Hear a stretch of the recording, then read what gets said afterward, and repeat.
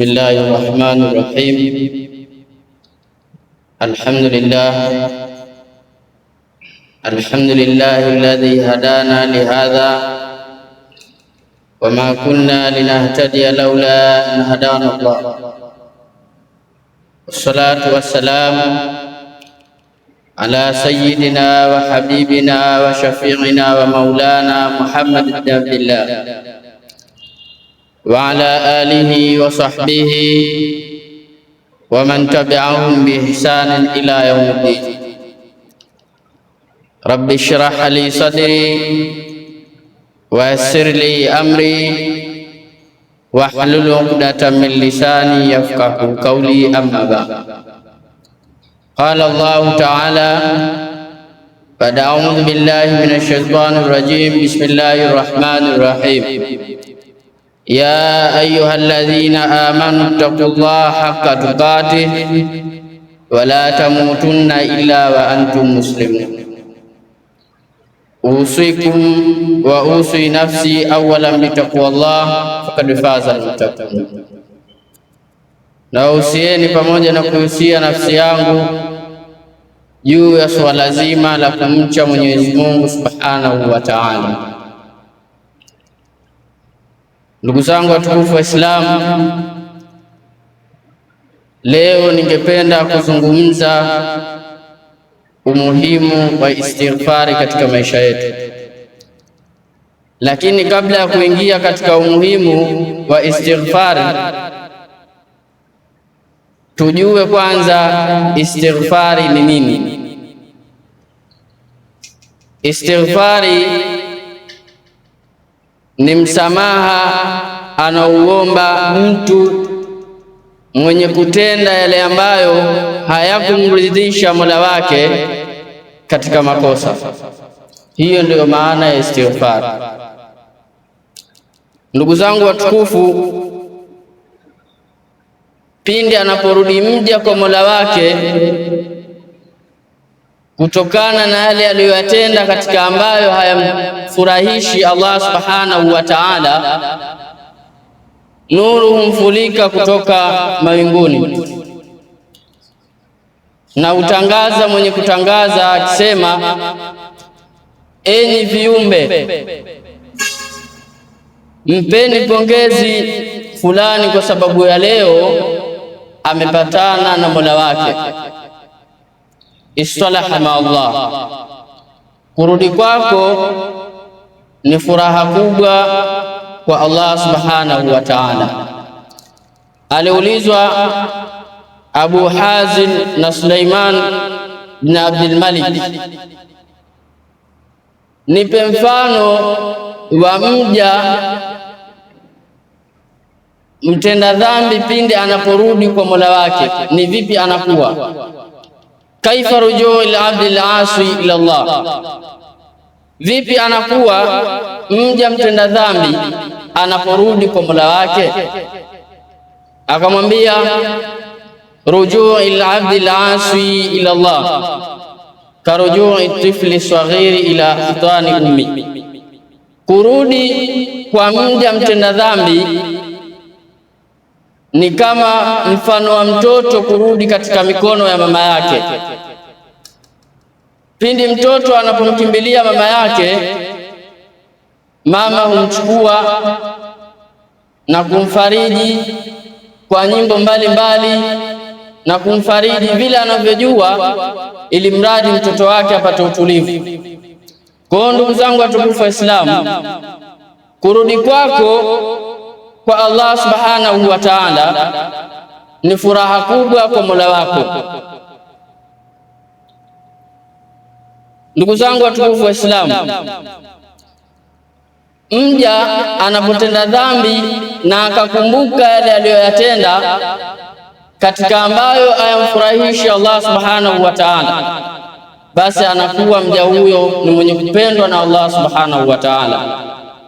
Abul Balagha Sayyidina Ali anasema, pale Kufa na Basra palitokea mtu mmoja aliyeitwa Hasan ibn Yasar almaarufu Hasan al-Basri. Bwana huyu alijulikana katika zama hizo kwa uchamungu wake, na kama tunavyojua watu wacha Mungu wanajua mambo mengi tofauti na mtu asiyekuwa na daraja ya uchamungu. Na watu wacha Mungu wanaona kwa basira, sio basari tu. Qulubul arifina laha basair tara ma la yura linnadhirin wa ajnihatin tatwilin bila rishin ila malakuti rabbil alamin. Watu wenye kumjua Allah subhanahu wa ta'ala, watu wenye uchamungu wana uoni wa kuona pale asipoona asiyekuwa na daraja ya uchamungu, na wana mbawa ambazo mbawa hizo huwafikisha katika arshi ya Mwenyezi Mungu mtukufu. Siku moja mcha Mungu huyu alizungukwa na baadhi ya watu wakiwa na mambo yao mbalimbali, wakimuuliza katika matatizo ambayo yamewapata, yamewasibu katika maisha yao. Akaja wa kwanza akamwambia, ya taqiya dini ya Hasan, ewe Hasan, ana ashku samaa ghadibat alaina, mimi ninashitakia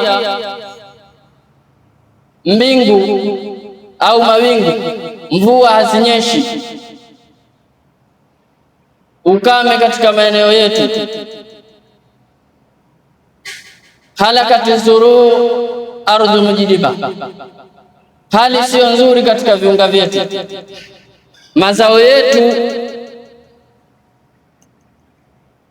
yanakauka katika sehemu tulizopanda. Hasan akamwambia, istaghfirillah, mtake msamaha Mola wako kutokana na uliyoyatenda katika madhambi. Mtake msamaha Mola wako katika yale ambayo umeyatenda ambayo hayamfurahishi.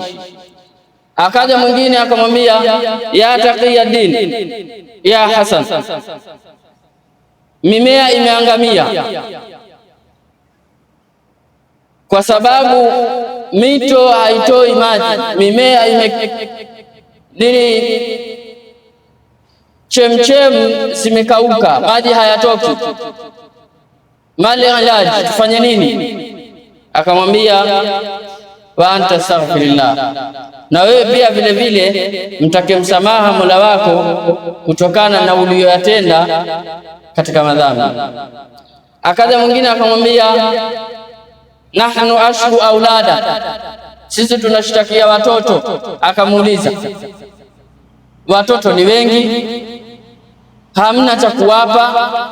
Akamwambia, hapana, miti ya migongo yetu imekauka na wake zetu hawazai, tufanye nini?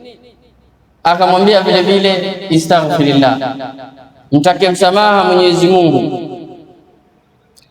Akaja mwingine akamwambia, nahnu ashku fakra, sisi tunashtakia ufukara, mifugo yetu imekauka, hela hatuna,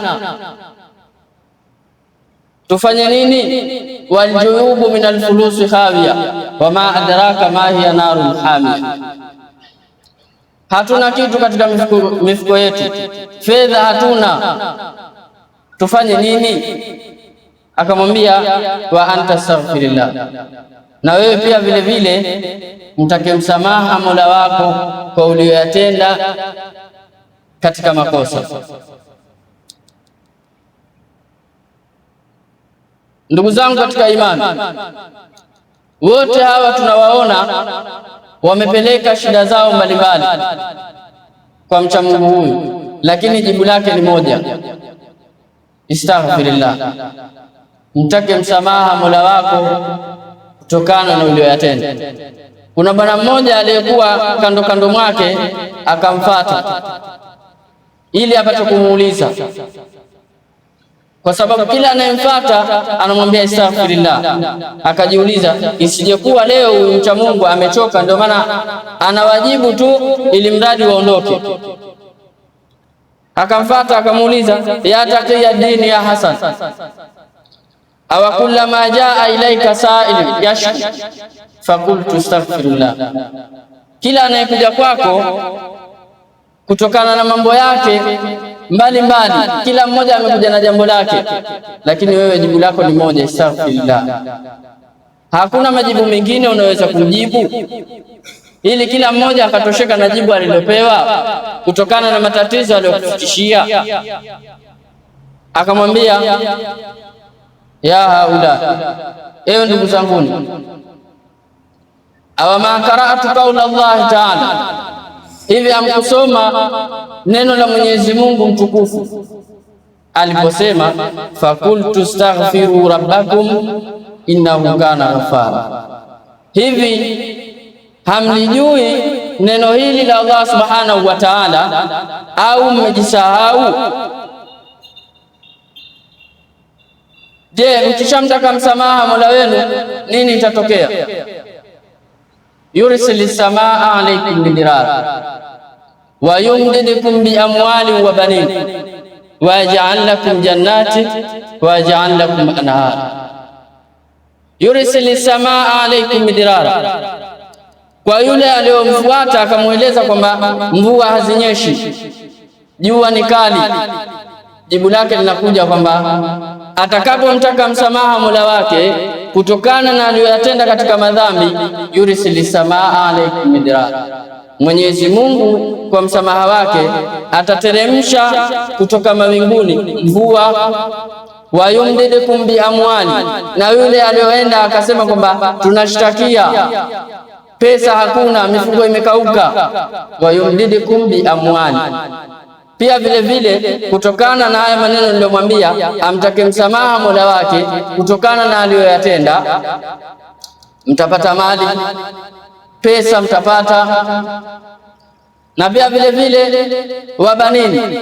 Na aliyokuja akasema kwamba miti ya migongo yetu imekauka, wake zetu hawazai, pia vile vile